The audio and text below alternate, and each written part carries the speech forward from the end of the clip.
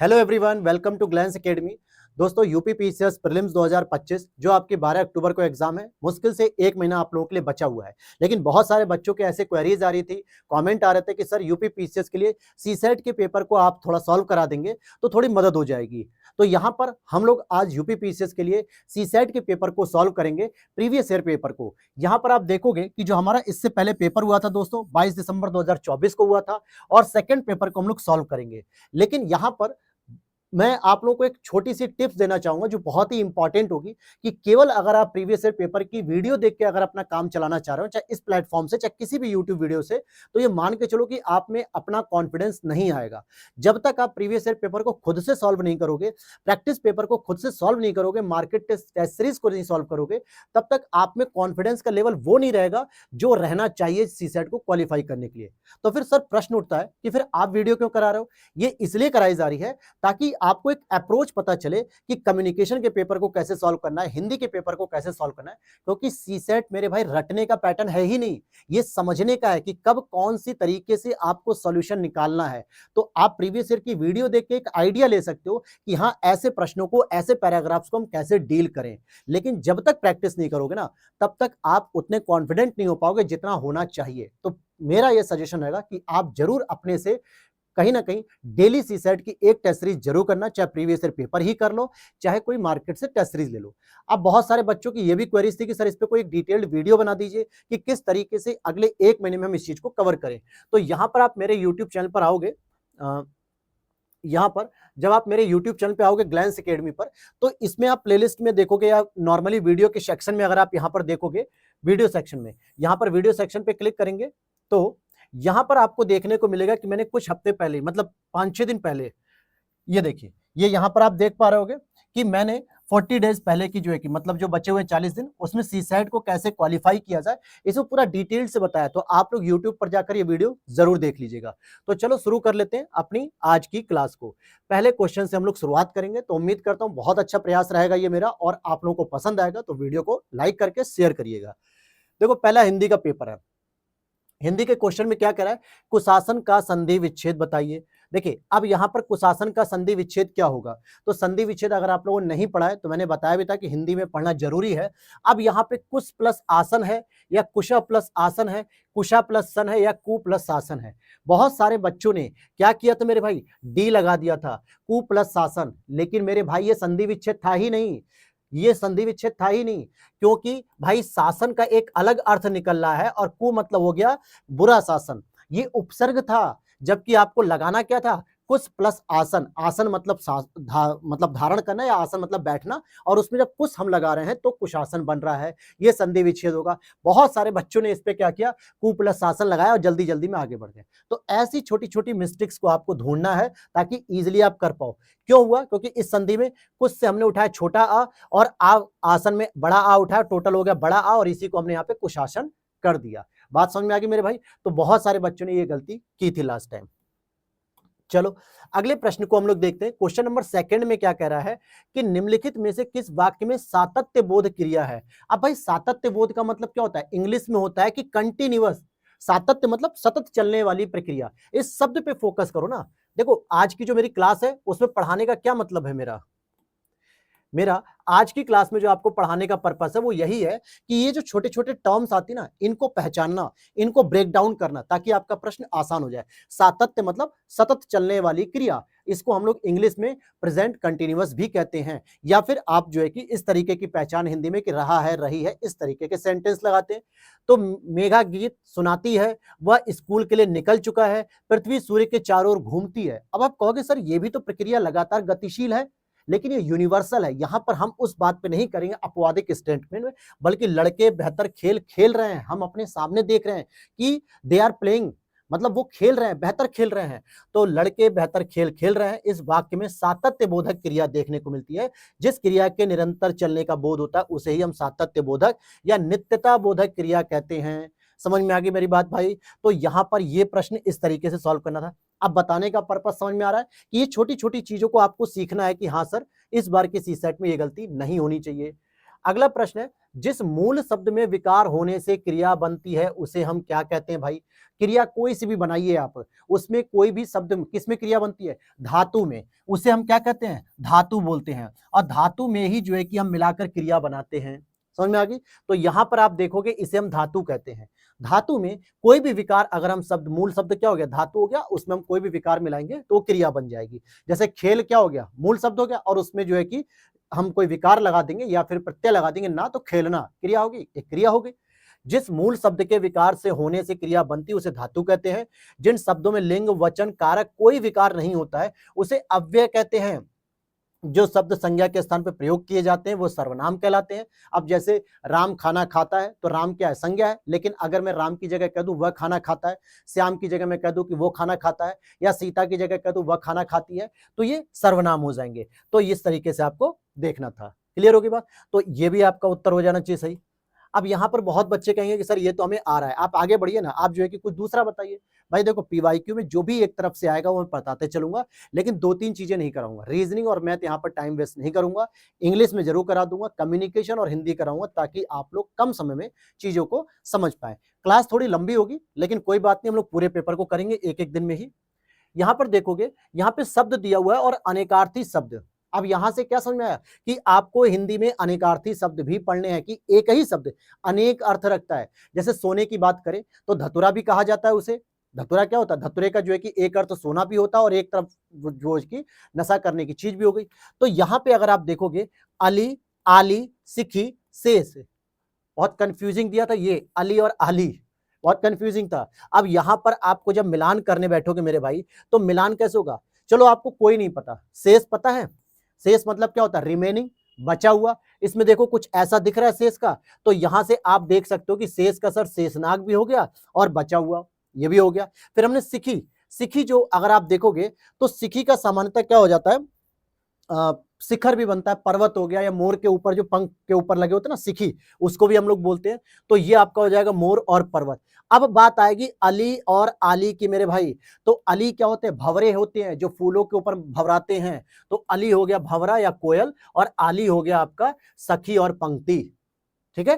तो यहां पर आप देखोगे कि मैंने सारा बता दिया क्या क्या हुआ भैया। सिखी का हो गया मोर पर्वत, शेष का हो गया आपका शेषनाग और बचा हुआ, आली का हो गया सखी पंक्ति, और अली का हो गया भंवरा और कोयल। आगे बढ़ते हैं, आगे बढ़ते हैं, यहां पर देखते हैं।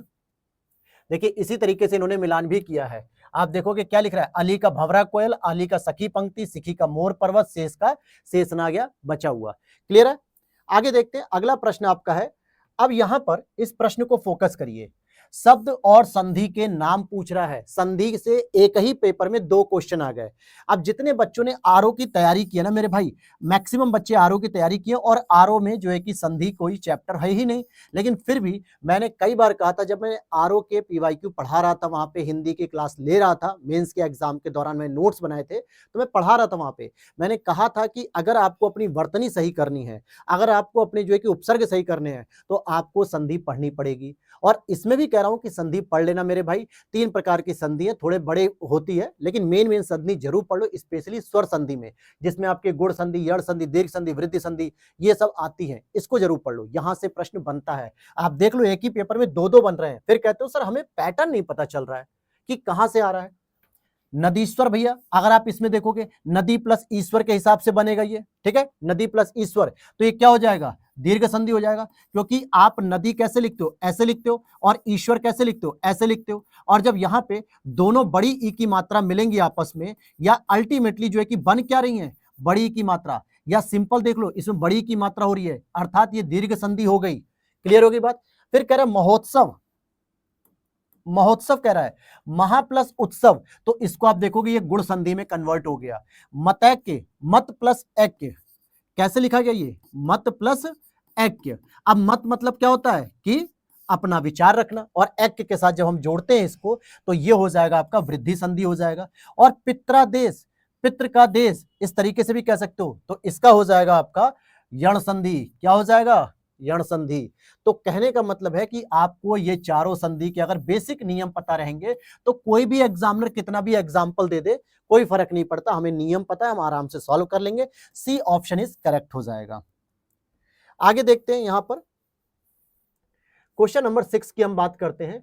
निम्नलिखित में से कौन सा वाक्य अशुद्ध है? तो भैया अशुद्ध वाक्य में देखने के लिए आपको पूर्ण विराम भी देखना पड़ता है, एक्सप्लेनेटरी मार्क्स भी देखना होता है, क्वेश्चन मार्क भी देखना होता है, वर्तनी शुद्धि भी देखनी होती है और उसके साथ जो क्रिया लगी है वो भी। अब जैसे मान लो सीता खेल रही है, अब हम लिख दें, एग्जामिनर लिख दे सीता खेल रहा है, सही बैठेगा? क्योंकि स्त्रीलिंग के साथ जो है कि स्त्रीलिंग आना चाहिए ना, खेल रहा है तो पुल्लिंग शब्द हो गया। तो ऐसे हर प्रकार की उसमें अशुद्धियां हो सकती हैं, कोई भी अशुद्धि हो सकती है। अगर आप इसमें देखोगे तो इसमें स्टेटमेंट जरा पढ़ो, क्या कह रहा है स्टेटमेंट कि एक गुलाब की माला खरीद लेना, फूलों की एक सुंदर माला खरीद लेना, फूलों की एक माला खरीद लेना और गुलाब की एक माला खरीद लेना। बहुत अच्छा पेपर है, बहुत अच्छा क्वेश्चन है भाई मेरे।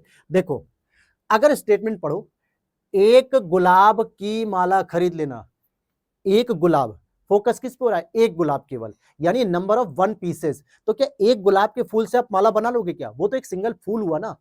अगर मैं इसको कहूं गुलाब की एक माला खरीद लेना, माला कितनी खरीदनी? एक है। किसकी खरीदनी है? गुलाब की। तो हो सकता है 10-12 गुलाबों को मिला के फूल की माला बनी होगी, तो ये स्टेटमेंट तो सही है।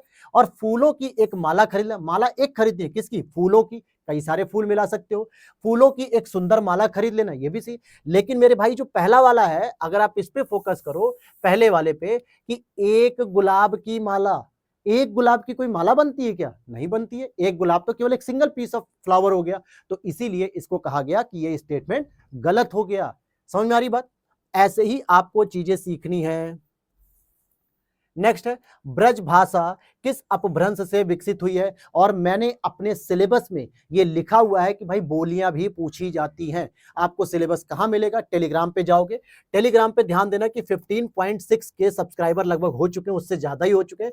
ग्लैंस एकेडमी ऑफिशियल नेम से आप सर्च करोगे तो इसके पिन कमेंट में मैंने सिलेबस प्रीलिम्स का भी और मेंस का भी एक साथ कंपाइल किया है। साथ ही साथ यूपीपीसीएस मेंस के पीवाईक्यूज भी लगा दिए, आप डाउनलोड करके प्रिंट आउट करके निकाल लीजिए। बहुत अच्छी तरीके से क्लियर कट उसमें लिखे हुए हैं।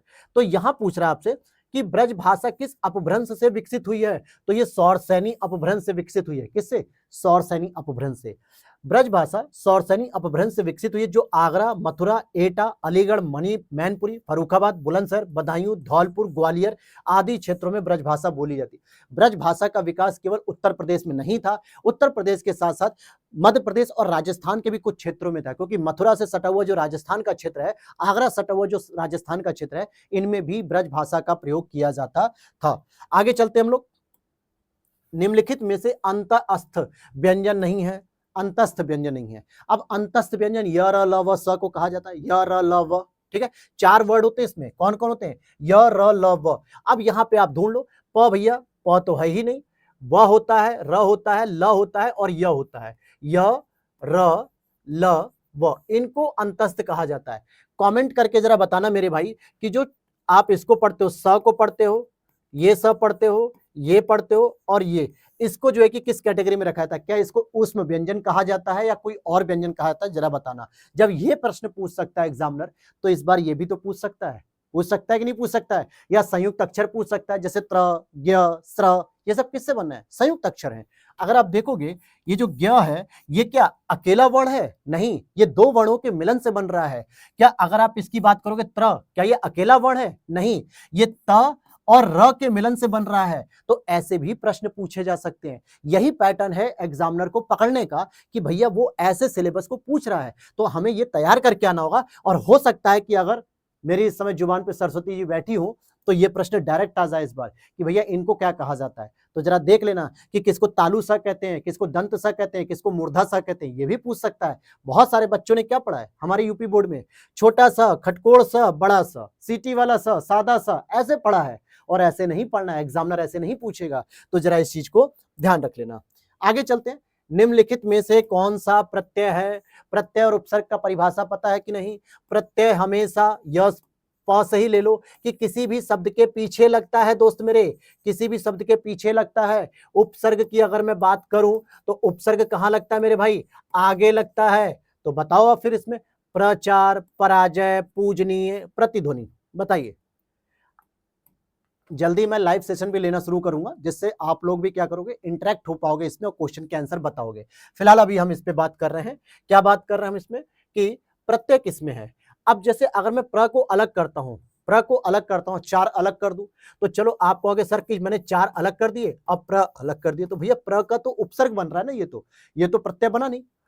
परा प्लस अजय, तो पर प्लस अजय भी कह सकते हो, या फिर प्रति प्लस ध्वनि, तो इसमें भी उपसर्ग है। लेकिन पूज प्लस नीय, ठीक है, या आप इसको ऐसे कह सकते हो, देखो इसको अगर आप जब जोड़ोगे तो पूजन प्लस ईय, ठीक है, ऐसे भी कह सकते हो, या फिर आप ऐसे कहो, जो इसका सही शब्द है पूज्य, ये सही शब्द है, और इसमें जब आप अनीय प्रत्यय लगाओगे तो ये बन जाएगा पूजनीय, तो बी वाला करेक्ट हो जाएगा। क्लियर है? चलो, बाकी मैंने आपको बता ही दिया कि कैसे किसमें क्या क्या लग रहा है। आगे देखते हैं, व्युत्पत्ति की दृष्टि से शब्दों के प्रकार कितने होते हैं भैया?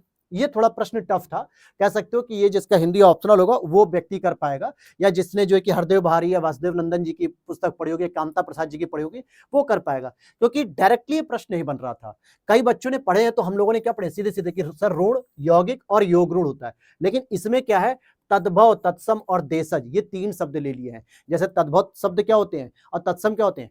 तत्सम सामान्यतः संस्कृत वाली भाषा के शब्दों को तत्सम कहा जाता है, उसमें हिंदी में रूपांतरित होने वाले शब्दों को तद्भव कहा जाता है। इन दोनों के मिश्रण में जो देशज शब्द आ गए उनको भी यूज कर लिया गया। अब उसमें अरबी, फारसी और भी शब्द आते हैं, फिर अंग्रेजी भाषा के शब्द आते हैं, या विदेशी विदेशज भी बोलते हैं। तो इस तरीके से व्युत्पत्ति की दृष्टि से हम यहाँ पे 3 शब्दों की कैटेगरी को देख सकते हैं। ठीक है, यहां पर अगर आप इसकी व्याख्या पढ़ोगे तो लिख रहा है कि व्युत्पत्ति की दृष्टि से शब्दों के प्रकार तत्सम, तद्भव, देशज तथा विदेशी, 4 ऑप्शन दिए हुए, विदेशी भी है इसमें। और रचना के आधार पे आप देखोगे तो ऋण, यौगिक और योग ऋण है। रूपांतर के आधार पे देखोगे तो विकारी तथा अविकारी है। ठीक है, तो इसका मतलब क्या होगा कि अगली बार एग्जामिनर हो सकता है इसी को दे दे डायरेक्ट, ऋण, यौगिक, योग ऋण किस नाम से होगा? व्युत्पत्ति नहीं, रचना के नाम पर होगा। किसके नाम पे होगा? ये रचना के नाम पर होगा। आगे देखते हैं, क्वेश्चन हमारा नेक्स्ट है। अब वीडियो अच्छी लग रही है दोस्तों तो प्लीज लाइक कर देना यार, और चैनल पे पहली बार हो तो सब्सक्राइब करो। बहुत सारी चीजें आप लोगों के लिए मैंने बना रखी है, प्लेलिस्ट में जाइए, वीडियो सेक्शन में देखिए, बहुत कुछ आपको देखने को मिलेगा। क्वेश्चन नंबर हमारा नेक्स्ट है 11 नंबर पे हम क्वेश्चन की बात करते हैं। निम्नलिखित दोनों कथनों को ध्यानपूर्वक पढ़कर सही विकल्प का चयन करिए। संबंध कारक के सभी रूप विशेषण नहीं होते हैं। ठीक है, संबंध कारक के सभी रूप विशेषण नहीं होते हैं। विद्वान का सर्वत्र आदर होता है। भाई सीधी सी बात है, अगर जो विद्वान है, जो टीचर या जो गुरु या संत महात्मा जो भी है, अगर वो विद्वान है तो उसका तो आदर हर जगह होना चाहिए। अगर कोई आदर नहीं कर रहा है तो इसका मतलब वो सही मायने में जो है कि विद्वता को नहीं पहचानता है, या विद्वान की क्या परिभाषा वो नहीं पहचानता है। ठीक है, तो सेकंड स्टेटमेंट तो सही है, लेकिन अगर मैं यहाँ पे थोड़ा सा यूपीएससी अप्रोच लगा दूं तो सभी, जब ये ऐसे कुछ शब्द आते ना, जैसे इनको कहा जाता है कि एक रेडिकल वर्ड होते हैं एक तरीके से, कभी नहीं, ठीक है, सभी, सदैव, ऐसे कुछ ये शब्द होते हैं जिससे पता चलता है यार कि जरूरी थोड़े कि सभी जो है कि शब्द विशेषण के रूप नहीं होते। एक आध शब्द तो अपवाद के तौर पे भी हो गया तो ये स्टेटमेंट गलत हो जाएगा। तो ये यूपीएससी ऐसे क्वेश्चन में हमेशा प्रीलिम्स में ट्रैप देता है। अगर आपने पेपर दिया होगा यूपीएससी का तो इस ट्रैप को पहचानते होगे कि और ऐसे स्टेटमेंट 99% गलत होते हैं। तो यहां पर मैं इसको गलत करूंगा, सेकंड वाला ऑप्शन सही होगा, यानी पहला गलत है और दूसरा सही है। क्या कह रहा है? विद्वान का सर्वत्र आदर होता है, इसमें विशेषण का प्रयोग संज्ञा के रूप में हुआ है, अतः कथन फर्स्ट गलत है और कथन 2 सही है।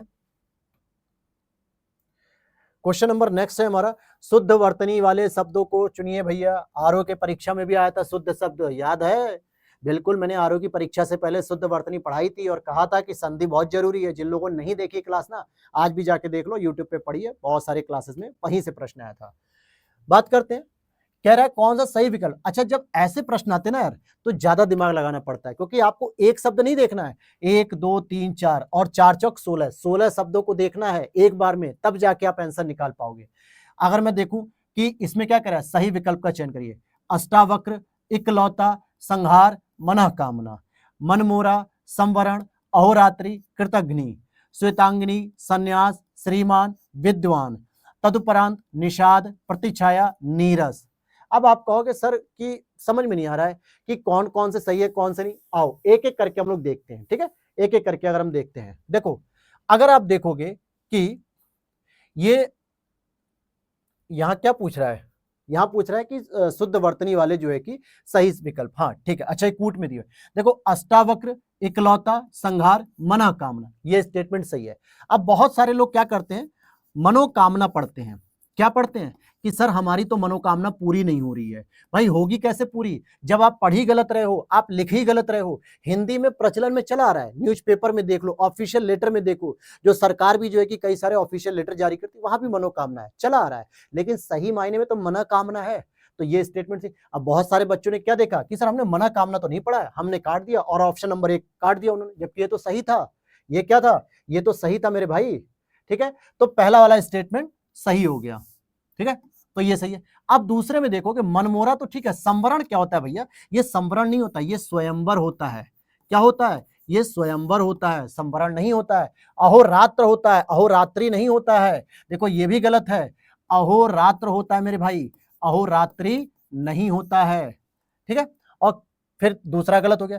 तीसरे की अगर हम बात करें, श्वेतांगिनी, सन्यास, श्रीमान और विद्वान, ये विद्वान लिखा है या विद्वान लिखा है, जरा बताइए, गलत है कि नहीं। और श्रीमान भी जब भी हिंदी की भाषा में अगर देखा जाए, जहां पे वर्तनी की बात हो रही है, तो जितने भी मान वाले शब्द होते हैं उनके नीचे खलंत जरूर होना चाहिए। विद्वान के नीचे होना चाहिए, श्रीमान के नीचे होना चाहिए।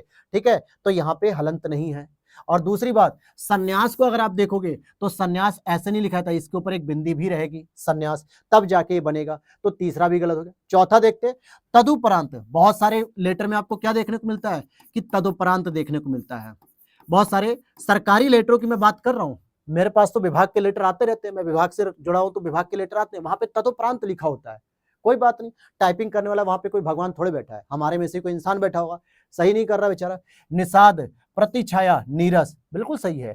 तो आपका पहला और चौथा स्टेटमेंट सही है, इसलिए बी ऑप्शन सही हो गया। और जो गलत है वो क्यों गलत है वो भी मैंने आपको बता दिया। आगे चलते हैं, निम्नलिखित में से फारसी का शब्द है, कौन सा भी है फारसी का शब्द, आदमी, जमाई, इंच, वानर। अगर आप इंच को देखोगे तो इंग्लिश में लिखा था इंच इस तरीके से, और वानर देखा जाए तो संस्कृत का शब्द है। वानर को आज हम बंदर कहते हैं, वानर सेना। भगवान श्री राम क्या कहते थे कि आपकी वानर सेना कहाँ है सुग्रीव महाराज, तो वानर हो गया। जमाई जो है कि देशज शब्द है, जमाता, जमाई, ये सब दामाद को कहा जाता है। लेकिन आदमी ये फारसी शब्द है, हमारे यहाँ मानव कहा जाता था, मनुष्य कहा जाता था। आजमगढ़ की भाषा में लोग मन ही कहते हैं, या आदमी नहीं कहते थे। आदमी आपका फारसी शब्द है, जमाई तद्भव शब्द है, वानर तत्सम शब्द है संस्कृत में, और इंच आपका विदेशी शब्द है। फिर कह रहा वर्तनी की दृष्टि से शुद्ध शब्द बताओ।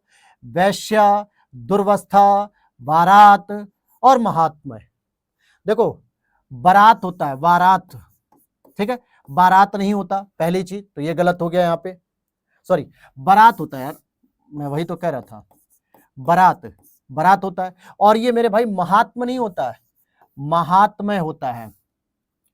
क्या होता है, महात्मय। तो इसमें म के ऊपर जो आ की मात्रा थी वो गायब थी। और ये दुर्वस्था नहीं होता है भाई मेरे, मतलब ये तो ठीक है। वैश्या, वैश्या जो है कि कैसे लिखा जाता है, वेश्या होता है, बस सिंपल एक मात्रा के साथ वेश्या। तो ये भी गलत, ये भी गलत, ये भी गलत, केवल एक सही हो गया, सी वाला।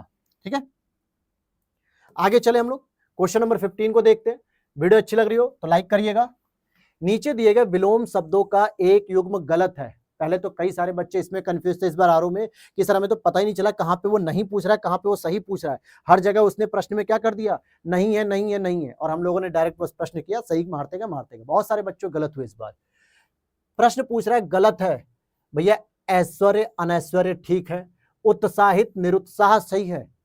बहुत सारे बच्चों ने इसे भी गलत कर दिया क्योंकि उनको पता था कि सर उत्साहित का तो निरुत्साहित होता है, जबकि गलत है ये तो। जैसे पापी का क्या होता है, अगर मैं आपको एक शब्द बता दूं, पापी, पापी का क्या होगा। अब यहाँ पे कहेंगे सर कि निष्पापी होना चाहिए, नहीं मेरे भाई, निष्पाप होता है।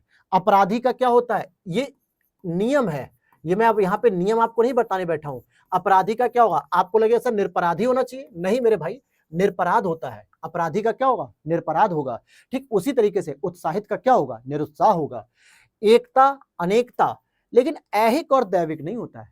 ऐहिक का जो है कि आप या तो भौतिक कर सकते हो, या फिर जो है कि आप यहां पर पारलौकिक भी कर सकते हो, लौकिक, पारलौकिक, ऐहिक, लेकिन यहां पर आप दैविक नहीं कर सकते। तो यही एक युग्म आपका गलत हो गया। आगे देखते हैं अगला प्रश्न, निम्नलिखित में से कौन सा विलोम युग्म सही है।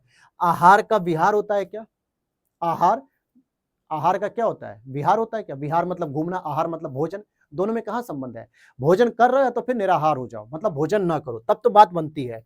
श्याम का कृष्ण, भाई श्याम और कृष्ण तो एक ही व्यक्ति के नाम है, श्याम मतलब भी क्या होता है, भगवान श्री कृष्ण को कहा जाता है। क्यों? क्योंकि उनका रंग थोड़ा सांवला था, इसलिए उनको भगवान श्री कृष्ण को श्याम कहा जाता है। और कृष्ण भी, ये तो समानार्थी हो गया। बल्कि श्याम का आप श्वेत लगा सकते हो, सफेद लगा सकते हो, क्योंकि श्वेत मतलब सफेद होता है।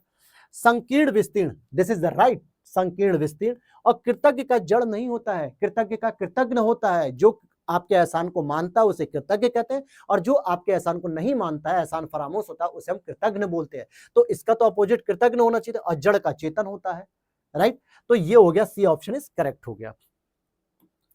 आगे चलते हैं। पर्यायवाची की दृष्टि से शुद्ध वर्ग कौन सा है भैया? पर्यायवाची की दृष्टि से शुद्ध वर्ग कौन सा है?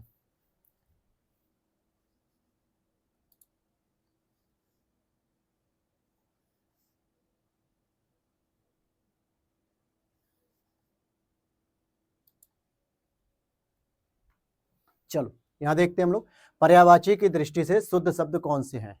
अब देखो थोड़ा टाइम तो लगेगा, 25 मिनट की क्लास हो गई, 17-18 क्वेश्चन हो गए हैं, लेकिन समझाना भी तो मेरा जरूरी काम है। अगर केवल आंसर ही बताना होता, उसके पीछे का आगे पीछे लॉजिक ना समझाऊं, तो फिर कोई मतलब नहीं निकलेगा ना। तो समझाना भी मेरा जरूरी काम है। अब आगे देखते हैं, यहाँ पर पूछ रहा है कि पर्यायवाची की दृष्टि से शुद्ध शब्द कौन से हैं। दर्प कंदर्प, वायस मयूरव, कुवलय ताम्रस और परिधान उपधान। ठीक, तो इसका हो जाएगा ये आपका कुवलय और ताम्रस। अगर आप यहां पर देखोगे कि यह कमल का पर्यायवाची है, कौन सा? कुवलय और ताम्रस। शेष युग्म पर्यायवाची की दृष्टि से युग अशुद्ध है, क्योंकि दर्प का अर्थ होता है घमंड और कंदर्प का अर्थ होता है कामदेव। दोनों में बड़ा अंतर है, कामदेव को कभी घमंड नहीं हुआ। वायस का अर्थ होता है कौवा, जो वॉइस मतलब आवाज यानी कौवा हो गया, और मयूरव का सीधा कोई अर्थ होता नहीं है। इसी तरीके से यह मयुक शब्द होना चाहिए था, जो प्रिंटिंग त्रुटि हो सकती है। और मयुक का अर्थ होता है किरण, परिधान का अर्थ होता है पोशाक, और उपधान का अर्थ होता है सहारा। दोनों में कोई अंतर ही नहीं था, इसलिए जो है कि अलग अलग थे। चलिए आगे बात करते हैं।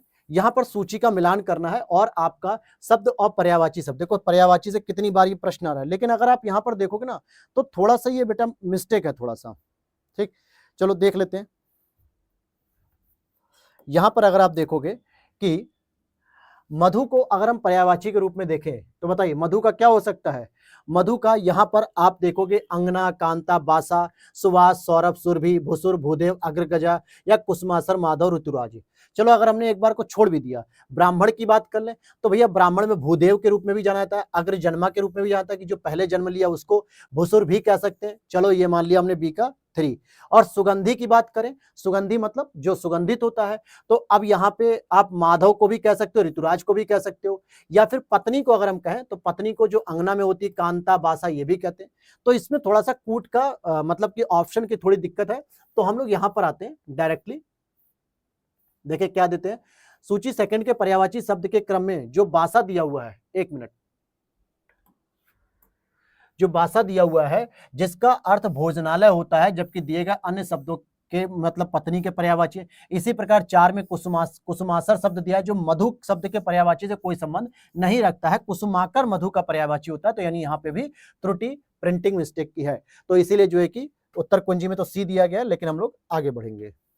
आदमी पानी का बुलबुला है, लोकोक्ति का अर्थ बताइए। मुहावरे, लोकोक्ति। आदमी पानी का बुलबुला है, क्या है? आदमी के जीवन में जो आदमी घमंड करता है हर चीज का, क्षण भर में पता नहीं चलेगा कि अगले पल क्या हो जाएगा आपके साथ, है ना। अभी देख रहे हो पंजाब में, हिमाचल में, जम्मू कश्मीर में, लद्दाख में क्या भारी बाढ़ आ रही है, एकदम तूफान मचा पड़ा है। दिल्ली में लगातार 3 दिन से बारिश हो रही है यार, दिल्ली डूबने को तैयार हो गई है।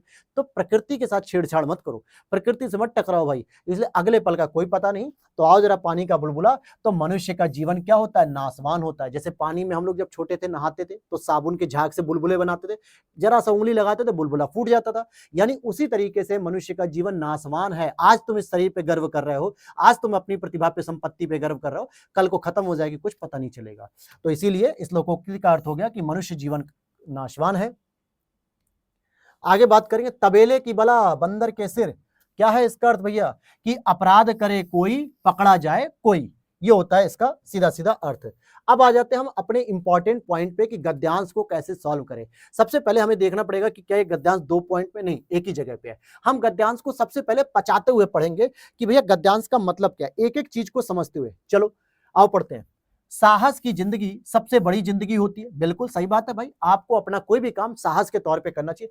ऐसी जिंदगी की सबसे बड़ी पहचान यह है कि बिल्कुल निडर, बिल्कुल बेखौफ होती है, किसी से कुछ भी नहीं डरती है, बिल्कुल साहस के साथ रहती है। लेकिन अब इसका मतलब ये नहीं कि आप गलत काम भी साहस के साथ करो, नहीं। कानून के अंतर्गत रह के करिए, नियम के अंतर्गत रह के करिए, सामाजिक नियमों के अंतर्गत रह के करिए। साहसी मनुष्य की पहली पहचान यह है कि वह इस बात की चिंता नहीं करता कि तमाशा देखने वाले लोग उसके बारे में क्या सोच रहे हैं। जनमत की उपेक्षा करके जीने वाला आदमी दुनिया की असली ताकत होता है और मनुष्यता को प्रकाश भी उसी आदमी से मिलता है। ठीक है, क्या कह रहा है यहां तक? अगर आप पहले पैराग्राफ को समझो, पहले इसको पढ़ो मेरी तरफ से। ठीक है, 1 मिनट। तो क्या कहा इसने? अगर मैं इसको फिर से आपको मेन पॉइंट हाईलाइट करूं कि अभी तक जो स्टोरी है वो साहस के ऊपर है। जो व्यक्ति साहस के साथ रहता है वो बिल्कुल निडर और बेखौफ भी रहता है, और साथ ही साथ उसे इस बात की चिंता भी नहीं होती है कि तमाशा देखने वाले लोग उसके बारे में क्या सोच रहे हैं। और बिल्कुल सही बात है, समाज का तो काम है टांग पकड़ के खींचने की। मैं अपना एग्जांपल दूं, जब मैंने यूट्यूब शुरू किया था तो बहुत सारे लोगों ने कहा कि अरे आपके बस की नहीं है, आप जो है कि कुछ नहीं कर पाएंगे। लेकिन आज आप लोगों के प्यार और सपोर्ट से आज मैं एक अपनी यात्रा को आपके साथ मिलाते हुए आगे बढ़ रहा हूं। लेकिन आज भी कुछ ऐसे यूट्यूब चैनल हैं जिनको मैं जानता हूं पर्सनली, वहां के कुछ ऑडियंस आके मेरे वीडियो के नीचे कमेंट करते हैं, नेगेटिव कमेंट करते हैं, हेट फैलाते हैं। लेकिन मुझे कोई दिक्कत नहीं, क्योंकि मेरे जो आप लोग सपोर्टर हो, जो आप लोग फॉलोवर हो ना, वो खुद उन्हें मुंह तोड़ जवाब दे देते हैं, क्योंकि आपका संबंध मेरे से बहुत अच्छा है, उनका नहीं है। क्योंकि वो तो पेड है ना, उनको तो पैसा दिया गया है कि भड़काने के लिए यहाँ पे ऑडियंस को। लेकिन आप लोगों का इतना सपोर्ट रहता है कि मेरे को कुछ बोलना ही नहीं पड़ता है, आप खुद उन लोगों को जवाब दे देते हो। और ऐसे एक नहीं, हजारों कमेंट की मैं बात कर रहा हूँ, आते रहते हैं। पिछले 2 साल में मैं देख रहा हूँ लगातार, कोई दिक्कत नहीं है। तो हम दुनिया को नहीं देखें कि दुनिया मुझे क्या कहती है। भाई मुझे अपना योग्यता किसी को परिचित कराने की जरूरत नहीं है, रिजल्ट ही मेरी योग्यता बोलेगा। ठीक है, चलिए। उसी तरीके से जनमत की उपेक्षा करके जीने वाला आदमी दुनिया की असली ताकत होता है। जनमत क्या कहती है यार, भाड़ में जाए जनमत से। हम अपने हिसाब से अगर सही कर रहे हैं तो सही कर रहे हैं, बस ये पता होना चाहिए कि सही है। और मनुष्यता को प्रकाश भी उसी आदमी से मिलता है। ऐसे ही मनुष्य क्या करते हैं, मानव में एक मनुष्यता का निर्माण करते हैं, सही दिशा देते हैं। आड़ोस पड़ोस को देखकर चलना यह साधारण जीवन का काम है। आज हम लोग देखते हैं कि कहीं पड़ोसी कुछ कह तो नहीं रहा है, पड़ोसी को देख के हम लोग चलते हैं। कैसे कि यार वो फला आदमी हमारे बारे में क्या सोचेगा, वो फला आदमी हमारे बारे में क्या सोचेगा। अरे सोचने तो यार, वो कोई हमारे घर का खाना दे रहा है क्या?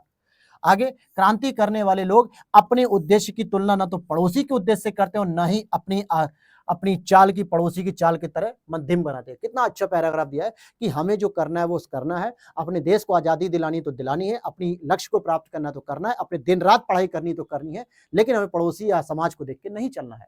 अपने सही उद्देश्य होने चाहिए। अब ये नहीं कि सर मुझे तो चोरी करनी है, तो मेरा ये उद्देश्य साहसी होकर चोरी करना, तो चोरी समाज की नजर में सही बात नहीं है, तब तो आप गलत होगे। लेकिन अगर कहोगे सर मुझे एक ईमानदार नागरिक बनना है, मुझे एक बढ़िया अफसर बनना है, मुझे लगातार मेहनत करनी है, अपनी दम पर जो है कि मेहनत करके जीतना है, तो बिल्कुल। अब देख रहे हो दिल्ली में एसएससी प्रोटेस्ट हो रहा था, टीचर जो है कि लगातार प्रयास कर रहे थे, बच्चों के साथ प्रयास हो रहा था, लेकिन सरकारें क्या है, दबाने कुचलने में लगी पड़ी हैं। तो वहां जो बच्चा बैठा था वो अपनी दम पर बैठा था, अपनी मेहनत के साथ बैठा था कि भाई मेरे को मेरा हक चाहिए, मैं दूसरे को नहीं देने दूंगा हक जो तबेले में बैठ के जो है कि तुम सेंटर दे रहे हो पेपर में।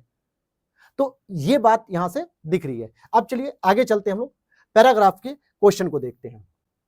बहुत आसान होता है ये 5 क्वेश्चन, तो गलत होने नहीं चाहिए, मैं तो मानता हूं।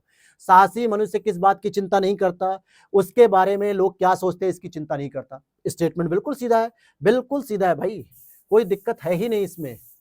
ठीक है, चलो आगे देखिए। दुनिया की असली ताकत कौन होता है, जनमत से अलग रहने वाला आदमी या जनमत से डरने वाला, जनमत की उपेक्षा करके जीने वाला आदमी। देखो पहला और तीसरा दोनों में कुछ ना कुछ आप मिस्टेक कर सकते हो, लेकिन उपेक्षा करते हुए, क्योंकि पैराग्राफ हमसे यही कह रहा है, जो हमसे कह रहा है हम उसी के हिसाब चलिए। क्रांति करने वाले लोग किसकी तुलना अपने पड़ोसी से नहीं करते भाई, अपने उद्देश्य की। मेरा उद्देश्य मेरे पड़ोसी की तरह हो जाएगा तो फिर पड़ोसी और मेरे में अंतर क्या रह जाएगा? तो इसका मतलब मैं अपने पड़ोसी की तुलना क्यों करूं? साधारण शब्द का पर्याय बताइए। पर्याय मतलब पर्यायवाची, इंग्लिश में इसको हम सिंपल कहते हैं, इजी कहते हैं। उसी तरीके से हम यहाँ पे सामान्य कह देंगे। क्लियर है?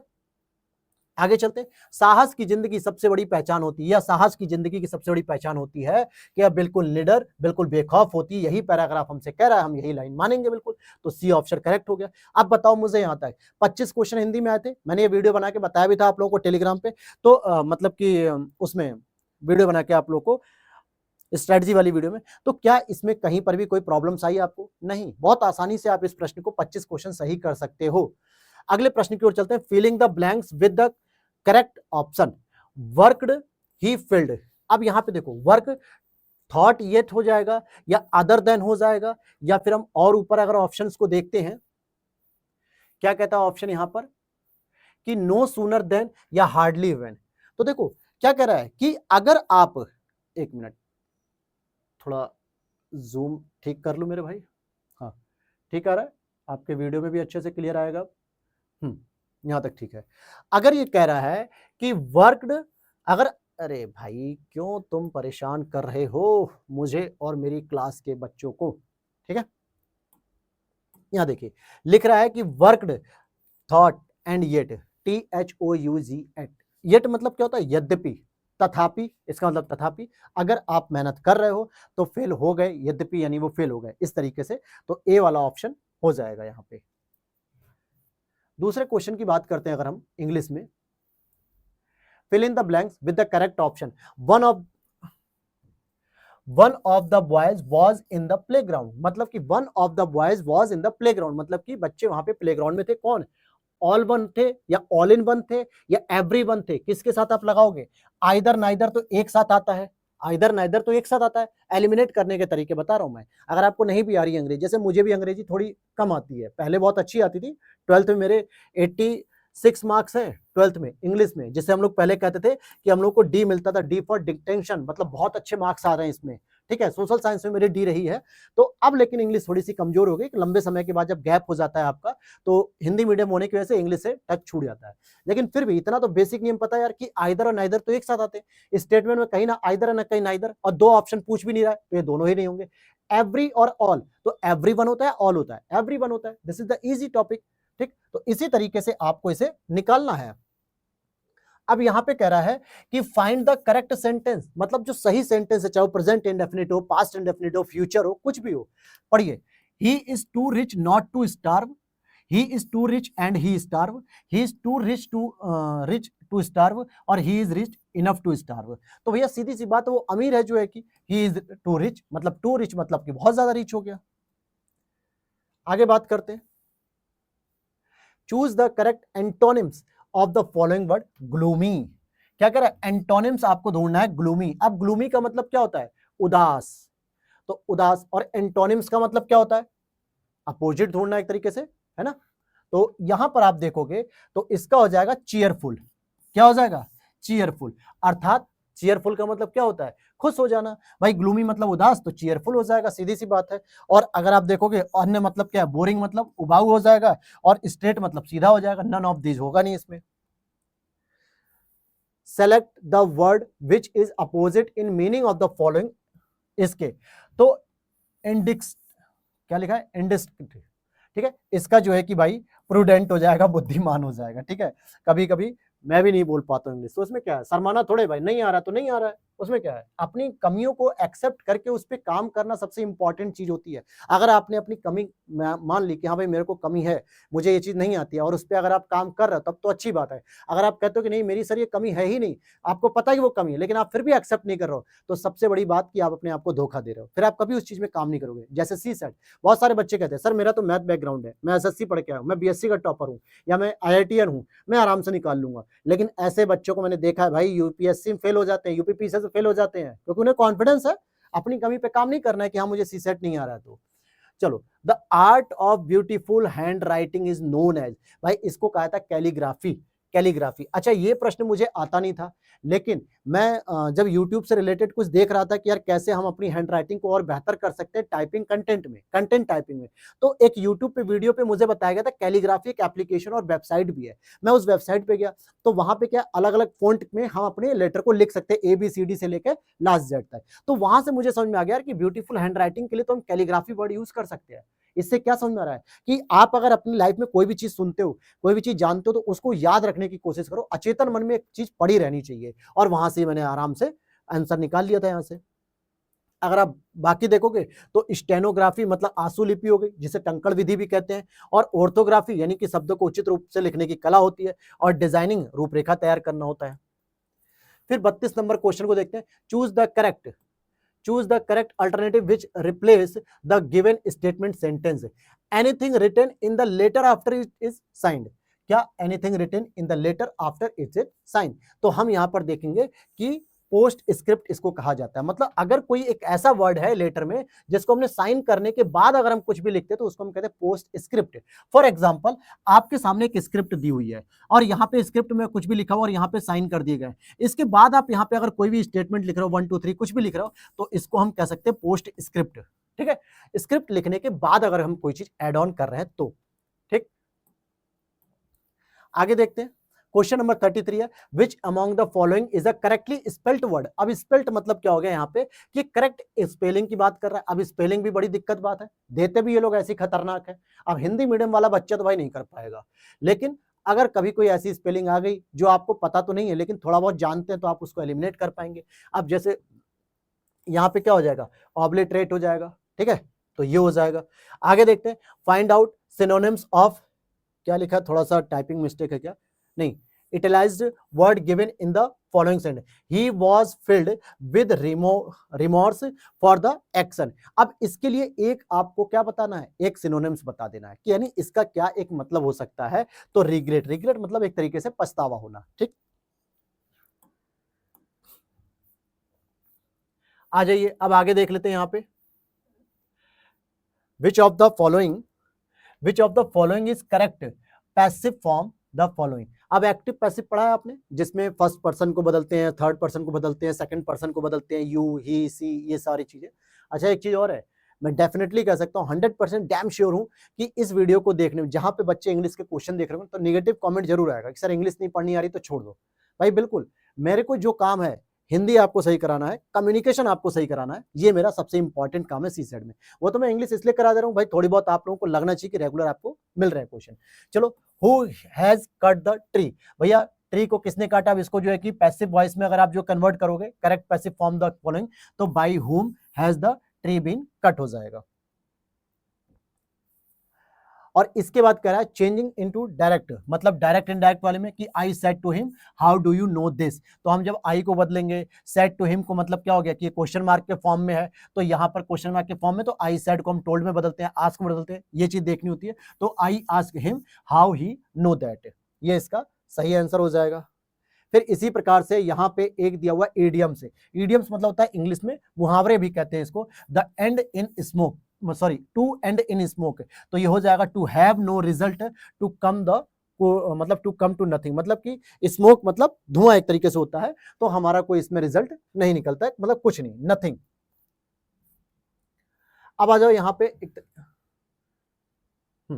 यहाँ पे कह रहा है what is the meaning of idioms, blow one's on horn, blow one's on horn, खुल जा भाई।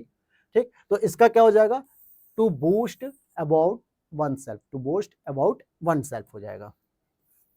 तो इसी तरीके से अब यहाँ पे देखो कि इसको आप जो है कि एक क्रम में लगाएंगे, जो भैया टायर पंचर वाली कहानी थी कि कैसे कैसे जो है कि करना है, कि पहले हम मटेरियल को सूखा करेंगे या नहीं करेंगे, ये प्रश्न भी पूछा गया था।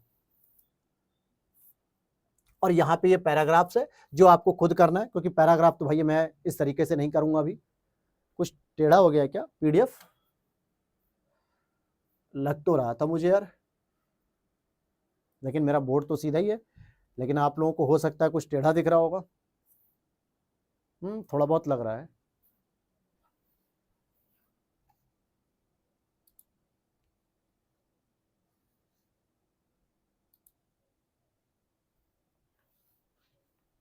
चलो फिर आगे बढ़ते हैं हम लोग। अब यहां से आप पैराग्राफ कर लेंगे और देखो अब यहां से आपका मैथ का सेक्शन शुरू हो जाएगा। अब देखो मैथ का सेक्शन तो भाई देखो मैं कराऊंगा नहीं, क्योंकि यहाँ पे मैं मैथ कराने बैठा नहीं हूँ। बस आपको अगर प्रैक्टिस करनी तो यूट्यूब पे जाओ, बहुत सारी क्लासेस पड़ी हुई है, कोई भी यूपी पीछे सी सेट मैथ की क्लास डालोगे, क्योंकि मेरे को यहाँ पे आपको हिंदी और मेनली कम्युनिकेशन सिखाना है कि कैसे आप कम्युनिकेशन के प्रश्न करोगे। तो हम लोग देखते हैं अगर कोई क्वेश्चन कम्युनिकेशन का मिलेगा बीच में तो हम लोग उसको करते हुए चले जाएंगे। अब यहाँ पे ये देखो, ये भी मैथ के क्वेश्चन है। एचसीएफ एलसीएम दिया हुआ है कि अगर किसी चीज का एचसीएफ आपको कितना दे रहा है, अगर यहाँ पे 9 दिया हुआ है, इन दो संख्याओं का 9 दिया है, तो इन संख्याओं का एलसीएम ज्ञात करो। इजी है, एलसीएम आराम से आप निकाल सकते हो भाई, पहली संख्या दूसरी संख्या मल्टीप्लाई, दोनों संख्याओं का मौसा इंटू दोनों संख्याओं का लसा, इसी फॉर्मूले में आप रख के निकाल सकते हो आराम से।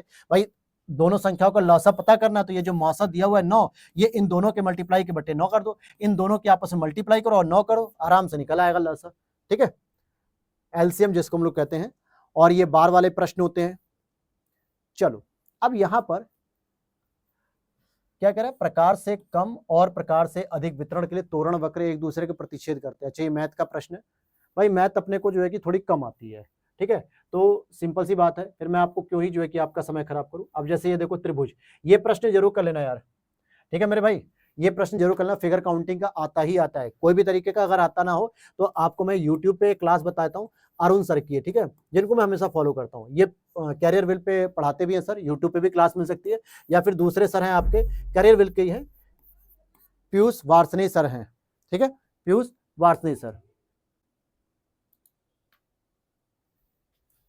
तो मैं नाम बता रहा था, पीयूष वार्ष्णेय सर हैं, ठीक है, इनको भी आप देख सकते हो, यूट्यूब पर इनकी भी क्लासेस है, काफी अच्छा इन लोगों ने फिगर काउंटिंग वगैरह सारे रीजनिंग के चैप्टर पढ़ाए, आप यहाँ से पढ़ सकते हो। और आगे देखते हैं, कोई अगर हम लोगों को कम्युनिकेशन के प्रश्न मिलते हैं, हालांकि अभी तो मुझे लगता है सारे के सारे रीजनिंग से रिलेटेड कर दिए। अब जैसे ये सीरीज वाला 4, 18, 48, 180, इसमें क्या होता है, माइनस वाले पैटर्न से भी आप देख सकते हो कि इन दोनों के बीच में डिफरेंस कितना आ रहा है, फिर यहाँ से इसको ऑब्जर्व करके निकाल सकते हो आप लोग। अब देखो यहाँ पे मैं रीजनिंग तो पढ़ाऊंगा नहीं, ठीक, जो चीज मुझे बतानी है वो मैं आपको बताने चल रहा हूँ, जैसे हिंदी हो गया, कम्युनिकेशन हो गया, इस पे हम बात करेंगे।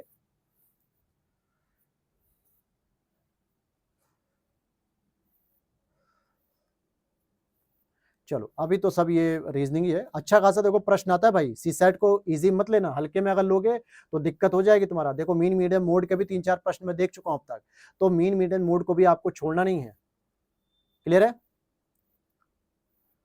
मैं वही देख रहा हूँ कि अब हमारा जो प्रश्न है वो कहाँ पे आएगा। अभी तो ये आधे यात्री, किलोमीटर दूरी, चाल बटे समय, ये सब है। चलो अब हमारा प्रश्न आई थिंक शुरू होने वाला है। चलो भाई, क्वेश्चन नंबर 76 पे आते हैं। क्वेश्चन नंबर 76 क्या कहता है, हमें 100 क्वेश्चन टोटल आते हैं, हमें जो है कि हिंदी पढ़नी थी मुख्य रूप से, इंग्लिश पढ़नी थी और कम्युनिकेशन पढ़नी है, ठीक। यहाँ पर क्वेश्चन जो आपका दिख रहा है, पढ़िए जरा क्वेश्चन नंबर 76, आप अगर देख पा रहे होंगे तो क्या लिख रहा है 76 में, लिख रहा है निम्नलिखित में से किस प्रकार की स्मृति की अवधि सबसे कम होती है। स्मृति का मतलब क्या होता है कि याद रखने की जो क्षमता होती है, ये सबसे कम किसकी होती है, क्या प्रतिध्वनि, प्रतिमात्मक, या कार्यकारी, या तात्कालिक स्मृति। अब यहां पर कह रहा है कि किस प्रकार की स्मृति की अवधि सबसे कम होती है। भैया कार्यकारी यानी कि जो चीज आप फंक्शनिंग कर रहे हो, जो चीज आप काम कर रहे हो और करते हुए कोई चीज अगर सीख रहे हो, तो क्या वो चीज आप आसानी से भूल जाओगे, नहीं, बिल्कुल नहीं भूल सकते हो। या फिर प्रतिध्वनि स्मृति हो गया, या फिर तात्कालिक स्मृति या प्रतिमात्मक, तो इसको कहते हैं आइकॉनिक स्मृति, इंग्लिश में कहते हैं प्रतिमा। प्रतिमा क्या होती है, आइकॉन होता है, आइकन जिसे कहते हैं, तो इसको हम लोग कहते हैं आइकॉनिक, ठीक है, आइकॉनिक। और इसमें जो है कि सबसे कम होती है आइकॉनिक मेमोरी, इसकी अवधि सबसे कम होती है, जो आधे सेकंड के लगभग होती है। प्रतिध्वनि स्मृति जो इकोइक मेमोरी होती है, इसके सूचना के नष्ट होने से पहले लगभग 2 से 4 सेकंड तक रहती है, और जबकि कार्यकारी स्मृति की अवधि लगभग 15 से 30 सेकंड और तात्कालिक स्मृति कुछ सेकंड से लेकर कुछ मिनट तक भी रहती है। इस आधार पे ए ऑप्शन इज करेक्ट हो जाएगा। अब यही प्रश्न क्या होते हैं, रिपीट होते हैं, ये किसी पुराने पीवाईक्यू में दिया होगा, तो यहाँ पे रिपीट हो रहा है। नेक्स्ट अगर हम बात करेंगे यहाँ पे कि कार्यात्मक स्थिरता यानी जड़ता एक प्रकार की होती है, क्या होती है, जैसे अगर आप किसी कार्य को करते करते जड़ हो गए हो एकदम, तो जड़ता किसको, सृजनात्मक पूर्वाग्रह, मानसिक विन्यास, अग्रसारित कार्यात्मक, या फिर पुष्टि पूर्वाग्रह। अब यहाँ पे जड़ता किस तरीके की पूछ रहा है, कार्यात्मक रूप से, तो कार्यात्मक स्थिरता को हम लोग मानसिक विन्यास कहते हैं, क्योंकि हमारा जो मेंटल पैटर्न होता है माइंड में, मेंटल पैटर्न जो मानसिक विन्यास जिसे हम कहते हैं, वो इस तरीके की चीजों को एसिमुलेट कर चुका होता है। आगे देखते हैं, क्वेश्चन नंबर हमारा नेक्स्ट है। देखो यहां पे लिखा भी है कि कार्यात्मक स्थिरता एक प्रकार की मानसिक विन्यास होता है, किसी समस्या का हल करने के लिए एक संकीर्ण मानसिकता रखना कार्यात्मक स्थिरता कहलाता है। अब यहाँ पे मनुष्यों के द्वारा अधिकतर समय अपने तथा दूसरों के व्यवहार को नियंत्रित करने के लिए क्या प्रयोग किया जाता है, मनुष्य या तो अपने व्यवहार को सेल्फ कंट्रोल, या फिर सामने वाले के व्यवहार को। ये अक्सर हस्बैंड वाइफ में भी होता है और सास बहू में भी होता है, या फिर समाज में बहुत सारी जगह पे आप देखते होंगे कि या तो हम खुद को कंट्रोल करने का प्रयास करते हैं या फिर दूसरों को। अब हमें देखो रटने वाला पैटर्न नहीं करना। सबसे पहले तो मेरी बात ये समझो मेरे भाई, सबसे पहले तो आप यही समझ लो कि यहाँ पे कोई भी रटा रटाया उत्तर नहीं हो सकता। यहाँ पे असली ट्रुथ जो है, असल यूनिवर्सल जो सच है वो है ऑप्शन। आप ऐसे कौन से ऑप्शंस के माध्यम से कर सकते हो? क्या खुद को आप मुद्रा देके या दूसरों को मुद्रा देके क्या आप नियंत्रित कर सकते हो? क्या हर व्यक्ति पैसे से बिक जाता है? नहीं। अगर मान लो सिंपल सी बात है, जैसे कहना नहीं चाहिए लेकिन ओपन तरीके से कह रहा हूं, मान लो कि अगर आप किसी लड़की को कुछ पैसे दे रहे हो, भले आपका इंटेंशन गलत ना हो, लेकिन हो सकता है कि वो आपको कुछ नेगेटिव तरीके से समझे या आपका ही सच में गलत इंटेंशन हो और आप गलत इरादे से उसे पैसे दे रहे हो, तो क्या वो आपके कंट्रोल में रहेगी या रहेगा लड़का? नहीं। यानी इसका मतलब ये स्टेटमेंट गलत हो गया। दंड और सजा, अगर दंड और सजा की बात हो रही होती तो क्या अपने घर में आप अपने बच्चों को पिटाई करते हो क्या? अगर बच्चों की पिटाई करते हो तो क्या वो मानते हैं, क्या वो समझते हैं? बल्कि और रिएक्टिव हो जाते हैं। न्यूटन्स लॉ लगता है, एक्शन रिएक्शन, एक्शन रिएक्शन। आप पीटोगे वो उल्टा बोलेंगे, आप पीटोगे और वो उल्टा बोलेंगे, ऐसा होता है। तो हम इसके माध्यम से भी कंट्रोल नहीं कर सकते। अच्छा, मान लो अगर हम दूसरे को कंट्रोल कर भी लें तो भैया ऐसा कौन है व्यक्ति जो अपने आप को भी सजा देता है? साधु तपस्वी को छोड़ के और तो कोई व्यक्ति नहीं जो अपने आप को सजा दे, तो ये भी गलत है।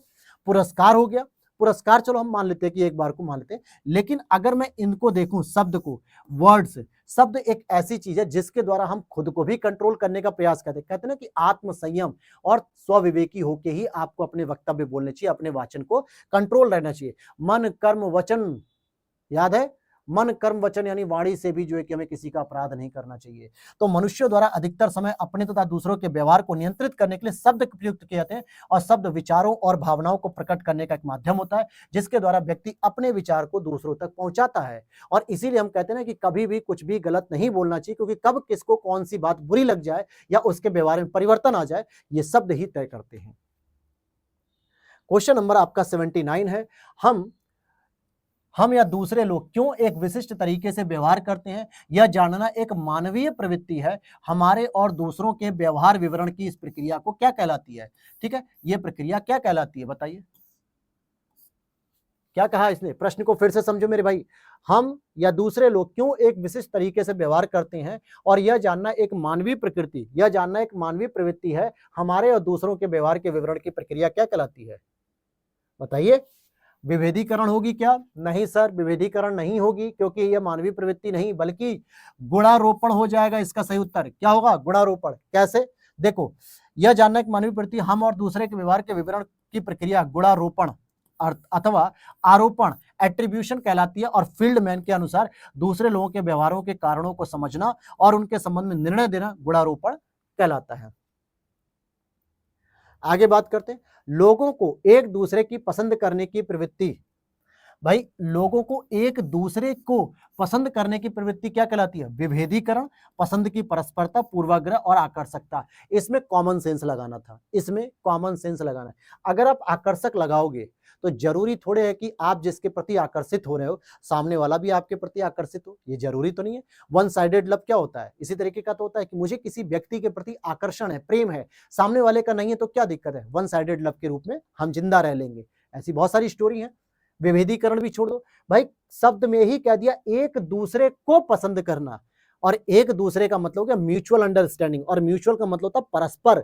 जब तक आप पसंद की परस्परता पे टिक नहीं करेंगे तब तक आप एक दूसरे को पसंद करने की प्रवृत्ति नहीं पकड़ पाएंगे। तो कहने का मतलब फिर से मैं वही कह रहा हूं कि ये प्रश्न रटने से नहीं होंगे, ये प्रश्न छोटे छोटे शब्दों को पकड़ के उसके अर्थों को जानकर ही निकलेगा पेपर। नहीं तो ऐसे प्रश्न कम्युनिकेशन के नहीं कर पाओगे, केवल हिंदी और इंग्लिश से फिर सीसेट भी क्वालिफाई नहीं कर पाओगे मेरे भाई। तो पसंद की परस्परता, क्लियर हो गई बात? आगे बढ़ते हैं। निर्णय लेने में कौन सा पूर्वाग्रह पहली बार प्राप्त जानकारी को अधिक महत्व देने की प्रवृत्ति को संदर्भित करता है? अगर मान लो आपको कोई भी जानकारी मिलती है और आपको कहा जाए कि सर आपके पास ये 4-5 डेटा है या 4-5 जो है कि आपके पास कोई इंफॉर्मेशन आती है, प्राप्त जानकारी पहली बार में जो प्राप्त हो रही है, और उसके आधार पे आपको निर्णय लेना। फॉर एग्जांपल, आप जहाँ बैठे हो, एक एग्जामिनर हो या फिर आप एक अभ्यर्थी हो और आरओ की परीक्षा लीक हो गई थी, या यूपी पीसीएस 2024 का प्रीलिम्स काफी टफ आ गया था, आपके पास कुछ जानकारी आया कि फला व्यक्ति ने पेपर कम किया, फला यूट्यूब चैनल ने बता दिया कि मेरिट इतनी जाएगी, इसके इतने प्रश्न गलत हो गए। तो आपको जो जानकारी मिली और आप पूर्वाग्रह क्या करोगे? यार आयोग ने हमसे बदला लिया, हमने जो नवंबर अक्टूबर में धरना प्रदर्शन किया था, आयोग ने जो है कि उसका बदला ले लिया। संजय श्रीनेत को जो हमने लापता कह दिया था ना, उसका उन्होंने बदला लिया। ये हमारा पूर्वाग्रह है भाई, हमें देखना पड़ेगा इस पूर्वाग्रह को क्या कहते हैं। एकरिंग पूर्वाग्रह कहते हैं, एकरिंग पूर्वाग्रह कहते हैं कि जो पहली बार प्राप्त जानकारी को हम अधिक महत्व देने की प्रवृत्ति को संदर्भित करता है, उसे एकरिंग पूर्वाग्रह कहा जाता है। और इसमें व्यक्ति किसी निर्णय अनुमान के लिए प्रारंभिक सूचना पर बहुत अधिक निर्भर करता है, भले ही बाद में जानकारी अलग क्यों ना निकल जाए। जैसे इसका बहुत सीधा सब एग्जाम्पल मैं बताता हूं, व्हाट्सएप यूनिवर्सिटी का जो ज्ञान होता है, जिसको कहते हैं अंधभक्त जो है कि व्हाट्सएप यूनिवर्सिटी पे बहुत जानते हैं। ललन टॉप के द अड्डे पे सौरभ त्रिवेदी जी ने जब एक मीटिंग रखी थी, काफी पुरानी वीडियो है, एक लेडीज वहां कह रही है, बीजेपी अखिल भारतीय विद्यार्थी परिषद की मेंबर है, कि भारत को 99 साल की जो है कि लीज पर आजादी मिली है, उनका ज्ञान यहां से है। किसी बड़े बड़े हिस्टोरियन की पुस्तक में कहीं नहीं लिखा गया है, चाहे रामचंद्र गुहा जी की पढ़ लो, चाहे किसी भी हिस्टोरियन की बुक उठा के पढ़ लो, लेकिन उनका ज्ञान ये व्हाट्सएप यूनिवर्सिटी थी। यानी उनको जो पहली बार जानकारी मिली ना, उसके प्रति वो ज्यादा संतुष्ट हो गई। तो ये चीजें यहां से निकलती, जो कि निर्णय लेने में एक प्रॉब्लम के रूप में है। आगे बात करते हैं, 4 बुनियादी मूल संप्रेषण कौशल क्या है। संप्रेषण मतलब कहता है कम्युनिकेट करना, एक दूसरे से बात करने की कला को संप्रेषण कहते हैं। समझ, सूचित करना, अवलोकन करना, प्रभावी सुनना, बोलना, पढ़ना, लिखना। तो भैया जब कक्षा 1 में जो बच्चा आता है या कक्षा 2 में आता है, यूकेजी एलकेजी में, तो सबसे पहले हम इन 4 बातों पे फोकस करते हैं, यानी लिसनिंग, स्पीकिंग, रीडिंग, राइटिंग। ठीक है, ये होता है, क्या होता है, लिसनिंग, स्पीकिंग, रीडिंग, राइटिंग। तो सुनना, बोलना, पढ़ना, लिखना, यही 4 जो है कि सबसे मूल संप्रेषण है। फिर उनके बाद ही सारे के सारे संप्रेषण आते हैं। हालांकि ये टीचिंग पेडागोजी का पार्ट है, जिन बच्चों ने यूपी टेट, सी टेट ऐसे एग्जाम दिए होंगे टीचिंग फील्ड के, तो वो जानते होंगे। नेक्स्ट है अंतरवैयक्तिक संदर्भ द्वारा प्रभावित होता है। अंतरवैयक्तिक संदर्भ, ठीक है, समस्या समाधान, शिक्षा, भाषा शैली या भाव भंगिमा और मुद्रा। तो अंतरवैयक्तिक संदर्भ के द्वारा जो प्रभावित होती है, वो आपकी भाषा शैली प्रभावित होती है। क्या होती है, भाषा शैली। समझते, भाषा शैली अंतरवैयक्तिक संदर्भ द्वारा प्रमाणित होता है। सामाजिक और अंतरवैयक्तिक संदर्भों में केस स्टडी ने दिखाया है कि शारीरिक भाषा दूसरों की धारणा और व्यवहार को कैसे प्रभावित कर सकती है। आत्मविश्वासी और सीधे खड़े व्यक्ति को अन्य लोगों द्वारा अधिक सक्षम और आकर्षक माना जाता है। इसी तरह सहानुभूति और सहानुभूति के इशारों जैसे कि मुस्कुराना और आगे झुकना गहरे भावनात्मक संबंधों का निर्माण करते हैं। सिंपल सी बात है कि जब अंतरवैयक्तिक यानी कि जब 2 लोग आपस में जो है कि कोई इंटरेक्शन कर रहे होते हैं, तो वहां पे आपकी भाषा शैली ही इंपॉर्टेंट होती है। अब केवल भाषा को बोलने के लिए ही नहीं कहा जाता, भाषा आपकी मूक भी होती है, यानी इशारों में बात करना भी आपकी भाषा है। अब 2 नैनों में 4 हो गया, जो है कि नैना 4 हो गए, जो है कि हम तेरे यार तू हमारा यार वाली बात हो गई, है ना, ये भी बात हो सकती है। या फिर मान लीजिए कि इशारों में बात हो गई कि इशारों में जैसे कि फोन नंबर वगैरह मिल जाना, या किसी के साथ आप मरने के मतलब मातम मनाने के वहां पे, और सहानुभूति में है कि कोई बात नहीं, कुछ भी होगा तो हम हैं, मतलब पीठ थपथपा रहे हैं। तो ये एक लैंग्वेज है जो एक दूसरे के संदर्भ को ग्रहण करती है। चलिए आगे देख लेते हैं हम इसको क्या कह रहा है। अब यहाँ पे एक रीजनिंग का सवाल है भैया कि 200 व्यक्तियों में 90 लोग चाय पसंद करते हैं, जबकि 108 लोग कॉफी पसंद करते हैं, 46 लोग चाय और कॉफी दोनों पसंद करते हैं। तो कितने ऐसे लोग हैं जो चाय और न तो पसंद करते हैं ना कॉफी पसंद करते हैं। ये प्रश्न मैं यहाँ पे सॉल्व नहीं करूंगा, बस मैं एक आपको पैटर्न बताता हूँ कि कैसे ये प्रश्न सॉल्व होते हैं। यूट्यूब पे आपको भरी पड़ी वीडियो मिल जाएंगी, बहुत सारी वीडियो इसकी बनी हुई है। ये जो बार ग्राफ वाले प्रश्न होते हैं ना, कुछ लोग ऐसे होते हैं, कुछ लोग ऐसे होते हैं, जो ऐसे रहेंगे जिनमें चाय और कॉफी दोनों पीने वाले लोग हैं, कुछ लोग चाय, कुछ लोग कॉफी और कुछ लोग नहीं पीते हैं। ये टोटल करके निकल जाता है ये वाला प्रश्न। ठीक है, यहाँ प्रश्न नहीं समझाना ना मुझे तो जो मेन चैप्टर्स वो मुझे करवाने हैं। अब जैसे यहाँ पे देखो क्या है, कांस्टेबल को 91 के रूप में कोडित किया गया, तो स्टेबल को बताओ। तो भैया प्रयास करो, सबसे पहले ऐसे प्रश्नों में मैं कहूंगा कि जितने भी अल्फाबेट है ना, उनकी मेरे भाई अल्फाबेट की रैंकिंग याद करो, सबसे जरूरी है रैंकिंग। ठीक है, अब जैसे A फॉर मतलब 1, B की 2, C की 3, D की 4, इन रैंकिंग को याद किए रहोगे ना, जैसे Z की क्या हो जाएगी 26 हो जाएगी। ये रैंकिंग के माध्यम से आप इजीली सॉल्व कर पाओगे। जैसे यहाँ पे प्रश्न को देखोगे तो कांस्टेबल को क्या क्या, C की वैल्यू 3, फिर O की वैल्यू 15, फिर N की 14, फिर S की 19 और T की 20। ऐसे करके इन्होंने देखा कि भाई इस तरीके से 91 जोड़ने पे आ रहा है, तो हम भी स्टेबल का क्या करेंगे, स्टेबल का S का 18 लिखाएंगे, T का 20 लिखेंगे, A का 1, B का 2, L का 12, E का 5, मिला लो, जोड़ लो इनको टोटल, और जोड़ने पे आपका उत्तर 59 आ जाएगा। तो ऐसे प्रश्न आराम से हो सकते हैं। फिर यहाँ पे देख लो, बिलोंगिंग्स को टेबल स्टेप्स कहा गया, तो इस रूप में आप कोडित कर लो। तो आप इसको क्या कर सकते हो, अगर आप यहाँ पे देखोगे कि किस तरीके से अपोजिट या जिस तरीके से लिखा गया है, आप वैसे करके इसमें पैटर्न यूज कर सकते हो। आ जाओ यहां पर आते हैं, हम अपने काम की चीज पे आएंगे ना। अच्छा, ये भी रीजनिंग का ही पार्ट है, कोई नहीं। निम्नलिखित में से कौन सा अन्य तीन से भिन्न है? फाटक, दरवाजा, खिड़की, मेज। अब मेज अलग है, क्योंकि जब भी दीवार लगती है तो दीवार में फाटक होता है, दरवाजा होता है, खिड़की होता है, लेकिन मेज तो रखने वाली चीज है, आराम से उस पर बैठ के पढ़ने की चीज है। अब यहां पर देखो एक और प्रश्न है, जैसे पोस्टर दीवार से समझते वैसे फोटोग्राफ। भाई पोस्टर कहां लगता है? पोस्टर दीवार पे लगता है, फोटोग्राफ फ्रेम में लगती है, वो फोटोग्राफ फ्रेम में लगती है। फिर आगे देखते हैं, जब दो व्यक्ति साथ में होते हैं तब उनमें से जो देह भाषा के संदर्भ में अधिक रिलैक्स व शांत दिखता है, उसका क्या मतलब होता है? कि उसका सामाजिक स्तर उच्च होता है, या उसमें जो है कि आयु में अधिक है। देखो कह रहा है कि जब दो व्यक्ति साथ में होते हैं, क्या भैया ये तो गजब। जब दो व्यक्ति साथ में होते हैं तब उनमें से जो देह भाषा के संदर्भ में अधिक रिलैक्स व शांत दिखता है, यानी कि अपनी बॉडी लैंग्वेज के मामले में बहुत शांत दिखता है, एकदम चुपचाप पड़ा रहेगा, कोई दिक्कत नहीं उसे। तो उसका क्या उत्तर होना चाहिए? क्या वो आयु में अधिक है? ऐसी बात तो नहीं है। आयु में अधिक होने का मतलब ये थोड़े कि आप एकदम बॉडी की लैंग्वेज आपकी शांत हो जाएगी, नहीं। उच्च सामाजिक आर्थिक स्तर है, अधिकार सत्ता अनुक्रम में उच्च स्तर पे, और उपयुक्त सभी है।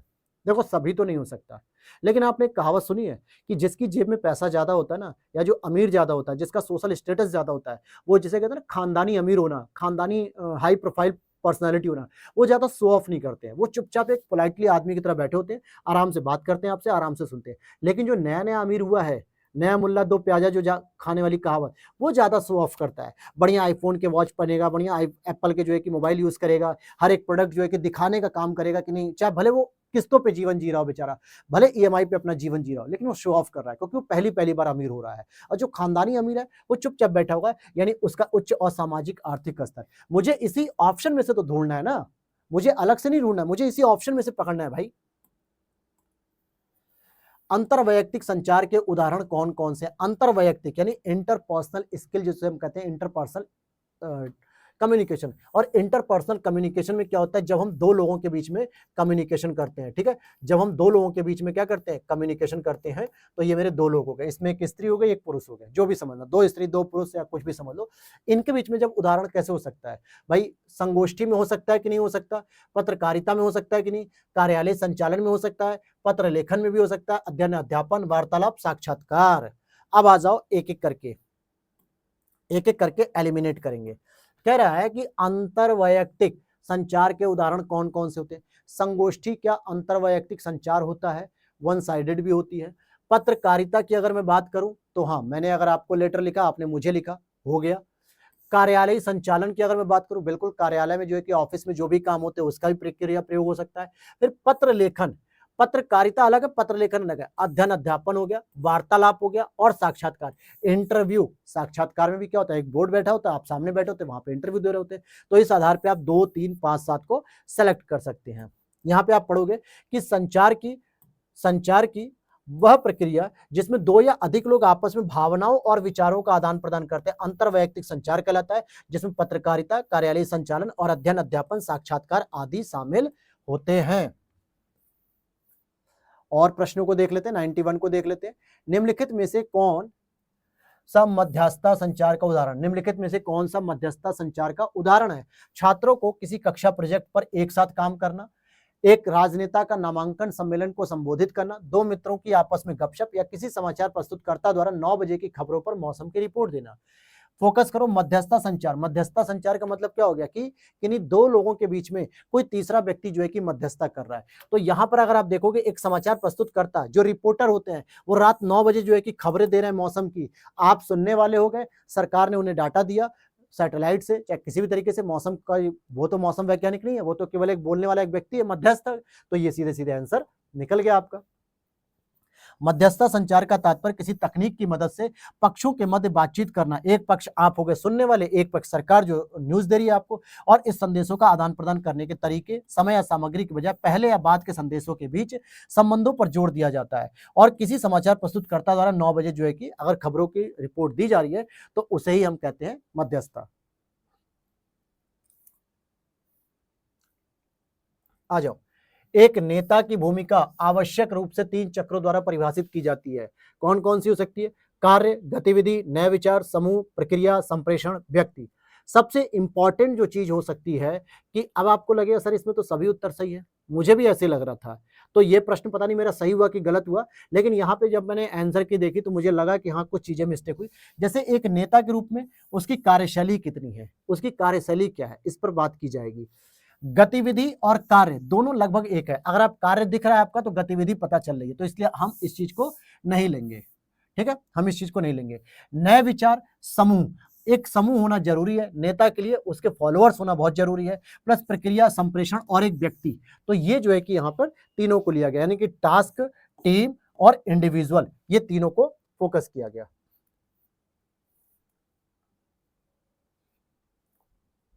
यदि जो लीप वर्ष नहीं है उस वर्ष फरवरी 28 फरवरी को मंगलवार पड़ता है तो 28 मार्च को उस वर्ष कौन सा दिन पड़ेगा? भाई इसको पड़ेगा मंगलवार, सेम टू सेम, क्योंकि 7 चौक 28 होता है, जीरो, यानी 28 को जब हम काटेंगे, ये रीजनिंग का पैटर्न होता है कि अगर हम 28 को 7 से डिवाइड करेंगे तो 7 चौक 28, यानी कि रिमाइंडर बच गया हमारा जीरो, यानी सेम डे रहेगा। क्या रहेगा? सेम डे रहेगा।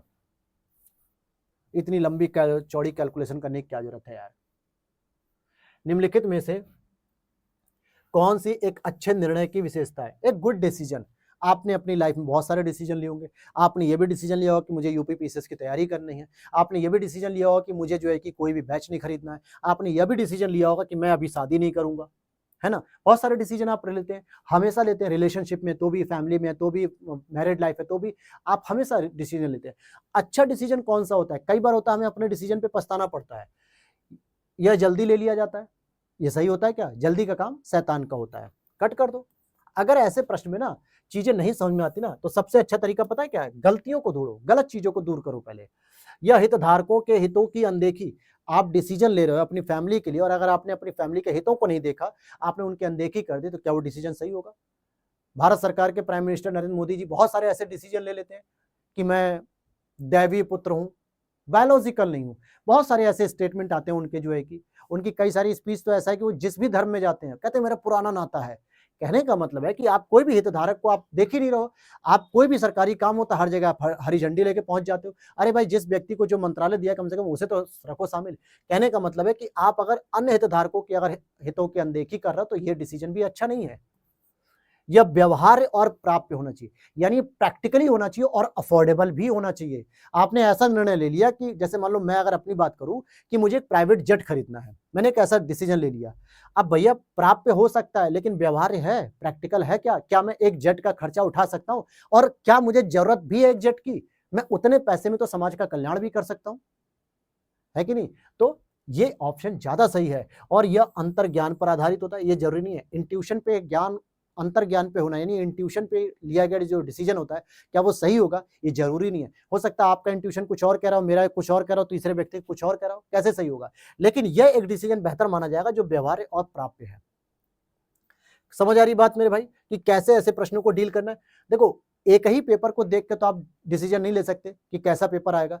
अभी आपको बहुत पढ़ना है, तब आपको समझ में आएगा। पीवाईक्यू धीरे धीरे कराते जाऊंगा, आपको समझ में आएगा। समस्या समाधान की प्रक्रिया, समस्या समाधान की प्रक्रिया जहां समस्या का केवल एक ही उत्तर होता है। अब जैसे मान लो कि 4+4, ठीक है, मान लिया 4+4 -2, इसका आंसर क्या होगा? तो भैया एक ही उत्तर आएगा, इसका 6 आएगा। एक ही उत्तर आएगा 6। आप किसी छोटे बच्चे से आप करा रहे हो, कक्षा 1 के 2 के बच्चे को नहीं समझ में आ रहा, लेकिन प्रश्न यही है कि भैया ऐसी समस्या समाधान प्रक्रिया जहां समस्या का केवल एक ही उत्तर है, समाधान एक ही और कुछ नहीं हो सकता, तो इसे क्या कहा जाता है? अभिसारी चिंतन, प्रयास और त्रुटि, अपसारी चिंतन, अंतर्दृष्टि। इंट्यूशन का कोई मतलब नहीं है। अपसारी चिंतन क्या होता है? जहां पे विस्तार होता है, मतलब एक ही समस्या के कई सारे समाधान दिखते हैं, कन्वर्जेंट नहीं डाइवर्जेंट होते हैं, बदले हुए। लेकिन जब अप्रयास त्रुटि, ट्रायल एंड एरर, इसकी तो ऑप्शन ही नहीं है भाई। आप कितना भी कर लो, आपको लाना चाहिए तभी आपका बनेगा। इसका मतलब है अभिसारी चिंतन। सारे अपने नयन चक्षुओं को एक जगह केंद्रित कर दो, है ना, केंद्रित कर दो कि भैया सारे एक ही जगह पे आके रुकेंगे तभी एक ही आंसर निकलेगा। तो इसी को कहते हैं अभिसारी चिंतन। प्रश्न भी तो कह रहा है यार केवल एक ही उत्तर तो चाहिए हमें, हमें अलग अलग ऑप्शन मत दो, क्रिएटिविटी मत दिखाओ, सीधा एक आंसर दिखा दो, वो ये रहा आपका। जैसे देखो यहाँ पे एग्जाम्पल में दिया हुआ है, जो मैंने आपको 4+4 दिया, कि किसी शिक्षक द्वारा छात्र से यह प्रश्न पूछना कि उत्तर प्रदेश की राजधानी क्या है, तो लखनऊ ही बताएगा। अगर नहीं बता पा रहा तो ये गलती होगी, ये नहीं कहेगा सर बरेली है, कानपुर है, लखनऊ से सटा हुआ है, नहीं, माना लखनऊ ही जाएगा। तो यही चीज है। अब यहाँ पे देखो किसी सिद्धांत के आधार पर निम्नलिखित विलुप्त शब्द है और इनको जो है कि विलुप्त नंबर को निकालना होता है। इसमें कुछ लॉजिकल लगता है, या तो इनका ग्रुप बनता है या फिर आप इसका भी ग्रुप बना सकते हो कि इस तरीके से जो है कि ग्रुप बनते हैं, कई अलग अलग प्रकार के बनते हैं। रीजनिंग वाले टीचर से आप पढ़ोगे तो वो काफी सही बता देंगे। और चलते हैं, 2-3 क्वेश्चन और है हमारे दोस्तों यहाँ पे, बस फिर उसके बाद कंप्लीट हो जाएगी। जैसे श्रृंखला की बात करें 7, 11, 19, 35, 67 की एक श्रृंखला में अगला पद क्या है, तो इस तरीके से 7, 4, 11, 11, 8, 19, 19, 8, 16, 16, 32, 16 दूनी 32 यानी 35 और 32 67 हो गया। तो भाई डबल होता जा रहा है, ये जोड़ते जा रहे हैं, आराम से निकल आएगा। आगे देखते हैं, कई लोगों को एक ही समय में सॉफ्टवेयर का उपयोग करने की अनुमति देना ताकि दस्तावेज बनाने के लिए परियोजनाओं को ट्रैक रख सके। ठीक है, क्या कह रहा है कि इसमें ये कह रहा है कि कई लोगों को एक ही समय में सॉफ्टवेयर का उपयोग करने की अनुमति देना। जैसे एक ही सॉफ्टवेयर है सरकारी और उसको कई लोग एक साथ यूज करेंगे, तो इसको कहा जाता है नेटवर्किंग। जैसे एक होता है लैन, लोकल एरिया नेटवर्क होता है, एक होता है वैन, वाइड एरिया नेटवर्क है। ये दोनों शब्द आपने सुने होंगे कंप्यूटर में। जैसे एक छोटा सा ऑफिस है, एक ही सॉफ्टवेयर को काम करना है कई सारे लोगों को, तो लैन हो गया, और बड़े स्तर के वाइड एरिया नेटवर्क कहते हैं। तो बहुत ईजी प्रश्न था। नेटवर्क कई लोगों को एक ही समय में सॉफ्टवेयर का उपयोग करने की अनुमति दे देता है ताकि दस्तावेज बनाने के लिए परियोजनाओं को ट्रैक रख सकें। और ईमेल इलेक्ट्रॉनिक मेल है जिसके माध्यम से एक व्यक्ति से दूसरे व्यक्ति तक संदेशों या सूचना को प्रसारित किया जाता है। और अब हमारा सेकंड लास्ट प्रश्न क्या है, अंतरवैयक्तिक संचार का दूसरा नाम क्या है मेरे भाई?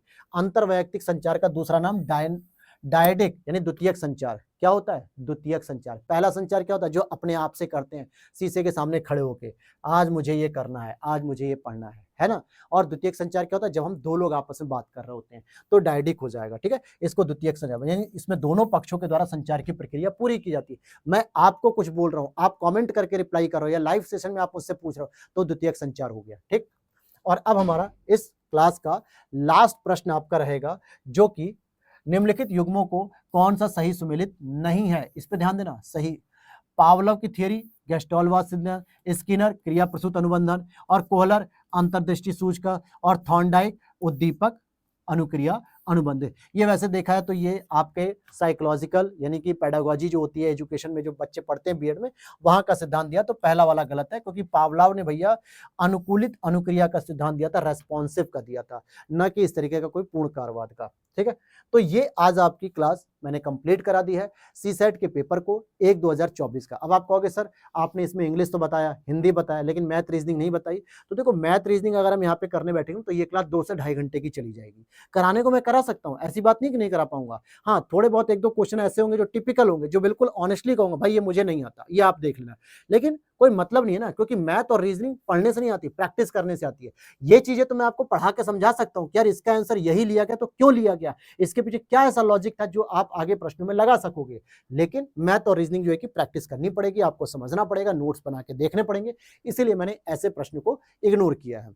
क्लियर हो गया बात? और जहां पे जो 1-2 रीजनिंग के प्रश्न इजी तो मैंने बता दिए, जैसे कैलेंडर का हो गया या फिर कोडिंग का हो गया, तो आराम से मैंने यहाँ पे बता दिए। मेन मेरा फोकस है कि हिंदी बताऊं कैसे सॉल्व करनी, इंग्लिश कैसे सॉल्व करनी, और कम्युनिकेशन कैसे सॉल्व करना है, इन पे मेरा ज्यादा फोकस रहेगा। तो उम्मीद करता हूं वीडियो अच्छी लगी हुई तो लाइक कर देना दोस्तों, चैनल पे पहली बार सब्सक्राइब कर लेना। ये रहा हमारा यूट्यूब चैनल, जहां पे आपको प्लेलिस्ट में जाओ मेरे भाई, आई दृष्टि करंट अफेयर्स की प्लेलिस्ट आपको दिखेगी, ये रही आई दृष्टि करंट अफेयर्स।